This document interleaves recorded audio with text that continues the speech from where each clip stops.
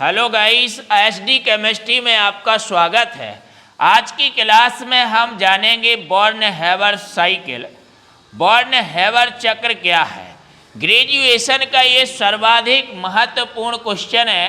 Born Haber cycle, Born Haber चक्र, इसका किस प्रकार से आप उपयोग करते हैं, जो कि एक थर्मोडायनामिक साइकिल है। बॉर्न हैबर साइकिल बहुत ही महत्वपूर्ण है ये आज का वीडियो, इसलिए वीडियो को बिना स्किप किए हुए पूरा अंत तक देखें। और अगर ये क्लास आपको पसंद आती है तो लाइक करिएगा, शेयर करिएगा और कमेंट करके ज़रूर बताएं कि आपको ये क्लास कैसी लगी। और अगर आप हमारे YouTube चैनल एसडी केमिस्ट्री पर नए हैं तो चैनल को सब्सक्राइब करके बेल आइकन को प्रेस कर लीजिए, जिससे कि प्रत्येक वीडियो का नोटिफिकेशन आप तक पहुंचता रहे।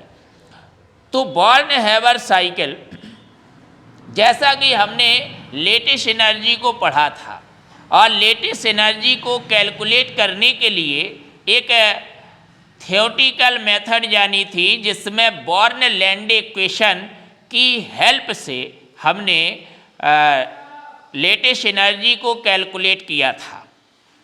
अब उसी लेटेस्ट एनर्जी को कैलकुलेट करने के लिए एक्सपेरिमेंटल मेथड यूज की जाती है। तो देखिए, लेटेस्ट एनर्जी को निर्धारित करने के लिए कोई भी डायरेक्ट एक्सपेरिमेंटल मेथड नहीं है, कोई भी प्रत्यक्ष प्रायोगिक विधि नहीं है। हमें अगर लेटेस्ट एनर्जी को कैलकुलेट करना होता है तो हमें अन्य एनर्जी का वहाँ पर एनालिसिस करना पड़ता है, तभी हम जो है बॉर्न हैबर साइकिल का यूज करके हम लेटेस्ट एनर्जी को कैलकुलेट कर पाते हैं। तो भैया, आज की हमारी क्लास है बॉर्न हैबर, जी हाँ, born Haber cycle.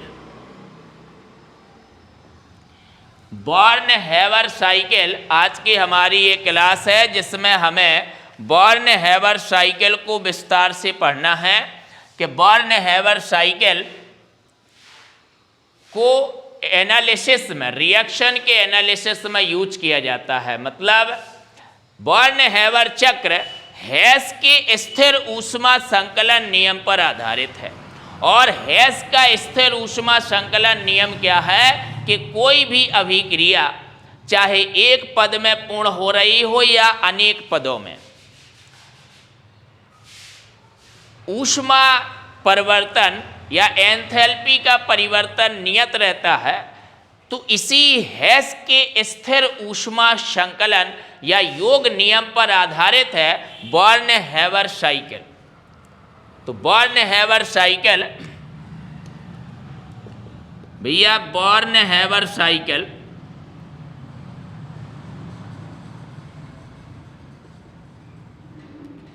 Born Haber cycle is a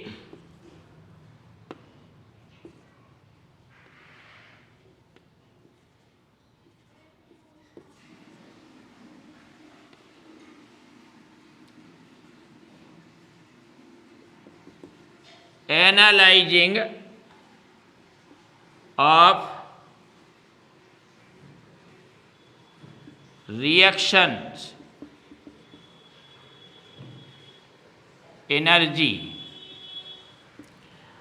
reaction की एनर्जी को एनालाइज करता है ये। तो born Haber cycle analyse of A reaction energy, ठीक है। जो दो वैज्ञानिक आपके, to scientist,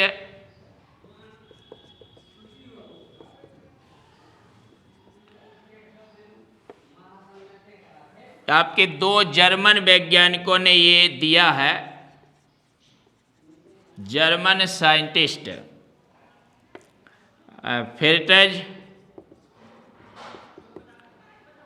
Fritz Haber and max born.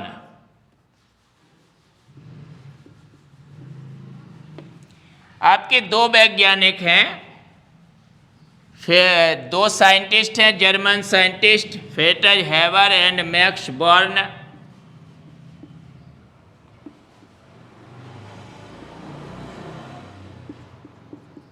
developed in the year 1919, मतलब 1919 में ये जर्मनी साइंटिस्ट हैबर और बॉर्न ने इसको डेवलप किया था, बॉर्न हैबर साइकिल को, जो कि एनालिसिस है, एनालाइजिंग करता है, एनालिसिस है रिएक्शन एनर्जी का या एंथैल्पी का, रिएक्शन एनर्जी या एंथैल्पी, रिएक्शन एनर्जी या एंथैल्पी का एनालाइजिंग करता है, बॉर्न हैबर चक्र एनालिसिस करता है। अब जो हमारा बॉर्न हैबर चक्र है भैया, Born Haber cycle, Born Haber cycle usage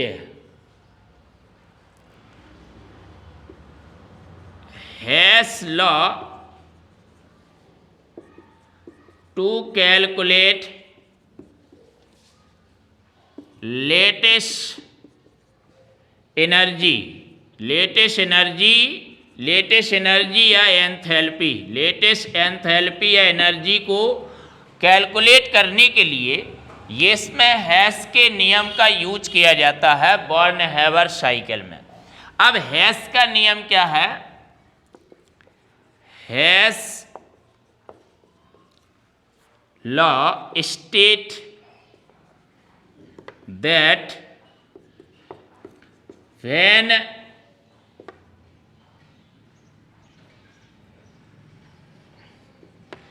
a reactant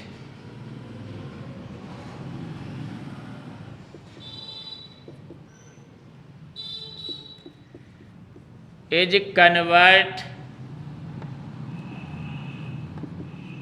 to a product, जब एक अभिकारक एक उत्पाद में परिवर्तित होता है, then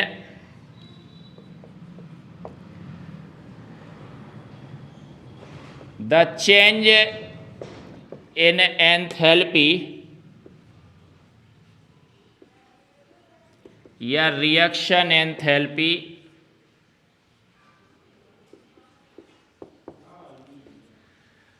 change in reaction enthalpy irrespective of the reaction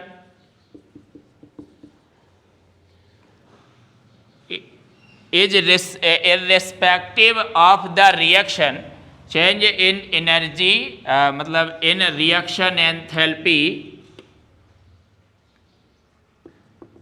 is the same irrespective of the reaction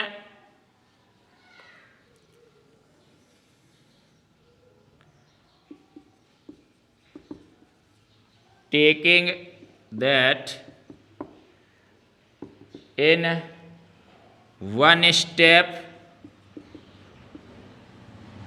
or series of steps, मतलब टेकिंग प्लेस लिख सकते, टेकिंग प्लेस इन जी। तो अब आप बात को समझें कि born Haber cycle is a analysing of reaction energy, reaction energy को एनालाइज करता है, ये एंथैल्पी को एनालाइज करता है बॉर्न हैबर साइकिल, जिसे दो जर्मन साइंटिस्ट फ्रेडरिक हैबर और मैक्स बॉर्न ने डेवलप किया था 1919 में, 1919 में। Born Haber cycle uses has law to calculate latest energy, Hess के नियम पर आधारित या बॉर्न हैबर साइकिल में हैस के नियम का उपयोग किया जाता है। बॉर्न हैबर साइकिल हैस के नियम का उपयोग करता है और जालक ऊर्जा या जालक एंथैल्पी को की गणना करते हैं, इससे कैलकुलेट करते हैं। और बॉर्न हैबर साइकिल, इसके बाद हैस का नियम क्या शो करता है, क्या इंडिकेट करता है कि जब एक रिएक्टेंट, जब एक अभिकारक कन्वर्ट होता है प्रोडक्ट में जब एक रिएक्टेंट एक उत्पाद में बदलता है। सपोज डेट ए है, ए से ये बी, ये रिएक्टेंट है ए और ये प्रोडक्ट है बी, ठीक है। तो जब एक रिएक्टेंट प्रोडक्ट में चेंज होता है, रिएक्टेंट प्रोडक्ट में चेंज होता है, तो मान लो वहाँ पर एंथैल्पी परिवर्तन या ऊष्मा क्यू है। अब यही रिएक्शन क्या किया जाए, छोटे छोटे स्टेप्स में कराई जाए। ये अभी आपका ये 1 स्टेप में हुआ है, 1 स्टेप में ए से बी हो गया। अब यही steps series of steps, series मतलब समूह, ठीक है। स्टेप्स छोटे छोटे पदों में, मतलब ए से पहले आप सी बनाए, सी से आप डी बनाए, फिर डी से आप बी बनाए, ये छोटे छोटे स्टेप्स हो गए। तो इसमें मान लो एंथैल्पी परिवर्तन Q1 आया, इसमें Q2 आया, इसमें Q3 आया। तो हेस के नियम से Q बराबर Q1 plus Q2 plus Q3, यानी इन ऊष्माओं का बीजगणितीय योग। तो ये हेस का नियम कहता है भैया कि कोई भी एक रिएक्टेंट जब एक प्रोडक्ट में चेंज होता है तो वो 1 स्टेप में चेंज हो या फिर मैनी स्टेप्स में चेंज हो, जो चेंज ऑफ एंथैल्पी होगा या चेंज इन एंथैल्पी होगा वो इज द सेम।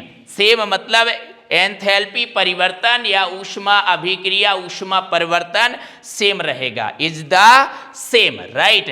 तो ये है भैया बॉर्न हैवर साइकिल। अब हम बॉर्न हैवर साइकिल बनाएंगे। बॉर्न हैवर साइकिल एक थर्मोडायनेमिक साइकिल है, एक ऊष्मागतिकी चक्र है जो हेस के स्थिर ऊष्मा संकलन नियम पर आधारित है। इसमें हेस के स्थिर ऊष्मा संकलन नियम का उपयोग किया गया है। इसकी सहायता से हम जालक ऊर्जा का कैलकुलेशन कर सकते हैं बॉर्न हैवर साइकिल की सहायता से। अब हम एक NaCl क्रिस्टल जालक के लिए एक बॉर्न हैवर साइकिल बनाएंगे और उसमें आपको बताएंगे कि कौन कौन सी ऊष्माएं, कौन कौन सी एंथैल्पी या फिर एनर्जी वहाँ पर आती हैं, कौन कौन सी एनर्जी का हमें एनालाइज करना है, जैसे कि ionization energy, electron affinity, dissociation energy, sublimation energy, lattice energy, formation energy, right. तो इन सभी का कॉम्बिनेशन एक जो है करके एक फार्मूला निकलेगा, उससे आप लैटिस एनर्जी को कैलकुलेट कर पाएंगे। और अभी हम एक NaCl के लिए बॉर्न हैवर साइकिल बनाते हैं तो बात आपको बिल्कुल क्लियरली समझ में आ जाएगी, ठीक है। तो इस बात को इस तरीके से आप इसको बता सकते हैं। इसके अलावा एक चक्र बना के भी उसके बारे में आप लिख सकते हैं और एक साइकिल बना के उसके बारे में लिख सकते हैं और इसकी डेफिनेशन लिख सकते हैं कि बॉर्न हैवर चक्र 1919 में जर्मनी साइंटिस्ट फ्रिट्ज हैबर और मैक्स बॉर्न द्वारा डेवलप किया गया था। ये चक्र एक थर्मोडायनामिक साइकिल ऊष्मागतिकी चक्र है जिसमें हेस के नियम का उपयोग किया गया है। इस चक्र की सहायता से किसी आयनिक क्रिस्टल जालक की जालक ऊर्जा को कैलकुलेट किया जाता है, राइट। हाँ, तो अब हम एक चक्र बनाते हैं भैया। तो जैसे कि सोडियम है, ये सोडियम ठोस है, मेटल, और इसकी रिएक्शन कराई आपने क्लोरीन से। क्लोरीन यहाँ पर गैस है। जब आप इसकी रिएक्शन कराते हैं, सोडियम को क्लोरीन में जलाते हैं भैया, तो सोडियम क्लोराइड बनता है, NaCl बनता है। सोडियम क्लोराइड ये ठोस यहाँ पर बन जाएगा। तो यहाँ पर जो एंथैल्पी परिवर्तन होगा वो आपका हीट ऑफ फॉर्मेशन कहलाएगा, यानी कि डेल्टा HF फॉर्मेशन एनर्जी, संभवन ऊष्मा या संभवन ऊर्जा या हीट ऑफ फॉर्मेशन कह सकते हैं। यहाँ पर 1 मोल का आपने 1 मोल NaCl का फॉर्मेशन कराया। तो यहाँ पर 1 Cl है भैया, यहाँ 2 है, आप इसका आधा मोल लेंगे, 1/2 से आप मल्टीप्लाई कर देंगे। ये भैया 1 स्टेप में रिएक्शन है, ये रिएक्टेंट है और ये प्रोडक्ट है। अब रिएक्टेंट कन्वर्ट हो रहा है प्रोडक्ट में, वो भी ओनली 1 स्टेप्स में। अब इसी प्रोसीजर को, इसी प्रोसेस को मैनी स्टेप्स में कराया जाए, यानी कई पदों में संपन्न कराया जाए, तो एक चक्र बन जाएगा, एक थर्मोडायनामिक साइकिल बन जाएगी, ठीक है। और उन्हीं सभी स्टेप्स की एनर्जीज को आप जोड़ देंगे, एनालाइज करके एक सूत्र बनाएंगे। ठीक है, तो चलिए, सोडियम ठोस है, इसको सबसे पहले जब आप इसको ऊष्मा देते हैं तो सोडियम की वाष्प बन जाती है, मतलब सोडियम ठोस गैस में बदल जाता है। और जब कोई सॉलिड बिना लिक्विड में कन्वर्ट हुए डायरेक्ट गैस में कन्वर्ट होता है तो उस प्रोसेस को सब्लिमेशन यानी कि ऊर्ध्वपातन कहते हैं भैया। तो यहाँ पर एंथैल्पी में जो चेंजेज होगा वो delta H S sublimation enthalpy कहलाएगी। राइट, सब्लिमेशन ऊर्जा मतलब ऊर्ध्वपातन ऊर्जा कहलाएगी, सब्लिमेशन एंथैल्पी कहलाएगी डेल्टा एच एस, जिसकी यहाँ पर भैया delta H S sublimation enthalpy delta H S की यहाँ पर वैल्यू होती है 108 किलो जूल पर मोल। जी हाँ, 108 किलो जूल पर मोल यहाँ पर इसकी वैल्यू होती है। ये आपका गैसीय धनायन हो गया। अब जब आप किसी आइसोलेटेड गैसीय एटम से एक इलेक्ट्रॉन रिमूव कराते हो, आइसोलेटेड यानी विलगित गैसी परमाणु से जब आप एक इलेक्ट्रॉन रिमूव कराते हो तो भैया कैटायन फॉर्म्ड होता है। और इस केस में जो एनर्जी लगती है या जो एनर्जी में चेंजेज होते हैं उसको आप क्या कहते हैं, आयनाइजेशन एनर्जी कहते हैं। राइट, तो यहाँ पर आयनाइजेशन एनर्जी लगेगी और ये गैसियस सोडियम ये पॉजिटिव धनायन में कन्वर्ट हो जाएगा। राइट, तो यहाँ पर ये आयनाइजेशन एनर्जी लगेगी, सोडियम के आयनाइजेशन एनर्जी। तो आयनाइजेशन एनर्जी यहाँ पर होती है आपकी प्लस 495 किलो जूल पर मोल, इतनी आपकी आयनाइजेशन एनर्जी या पर एटम बोल सकते हैं। ठीक है, पर एटम पर मोल। राइट, इसके बाद इस क्लोरीन अणु को आप इस क्लोरीन अणु में क्या होता है भैया, Cl बॉन्ड Cl, यहाँ पर आपका कोवैलेंट बॉन्ड होता है। इस कोवैलेंट बॉन्ड को क्या कर दिया जाए, ब्रेक कर दिया जाए, डिसोसिएट कर दिया जाए, तो यहाँ पर डिसोसिएशन एनर्जी लगेगी। तो यहाँ पर आप क्लोरीन को गैस में कन्वर्ट कर देंगे, इसके बॉन्ड को आपने डिसोसिएट कर दिया तो यहाँ पर आपका delta H D dissociation enthalpy कहलाएगी। और ये जो डिसोसिएशन एंथैल्पी होगी वो आपकी होगी 242